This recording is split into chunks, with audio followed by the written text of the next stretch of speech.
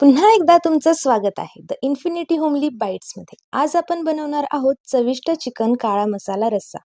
सुरुवातीला कुकर मध्ये तेल गरम करून त्यात बारीक चिरलेला कांदा घालून छान परतून घ्या. आता त्यात आलं लसूण पेस्ट घालून परता. हळद, धने पावडर आणि मीठ घालून मिक्स करा. त्यानंतर चिरलेला टोमॅटो घालून मऊ होईपर्यंत परता. आता धुतलेलं चिकन घालून चांगलं मिक्स करा. कोथिंबीर घालून पुन्हा मिक्स करा. आता 2 ग्लास कोमट पाणी घालून कुकरमध्ये चिकन शिजवून घ्या. दरम्यान पॅनमध्ये 2 चमचे धने थोडे भाजून घ्या. त्यात खसखस, जिरे, खडा मसाला घालून परता.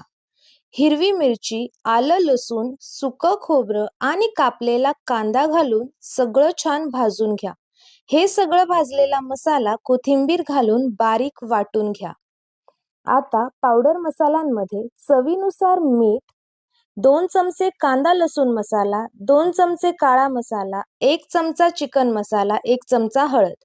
आता पातेल्यात तेल गरम करून त्यात शहाजिरे आणि हिंग घाला. तयार केलेला वाटलेला मसाला घालून छान परतून घ्या.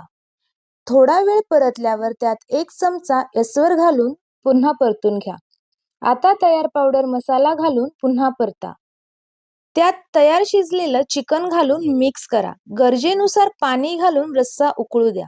अशा प्रकारे आपला गरमागरम झणझणीत चिकन काळा मसाला रस्सा तयार आहे.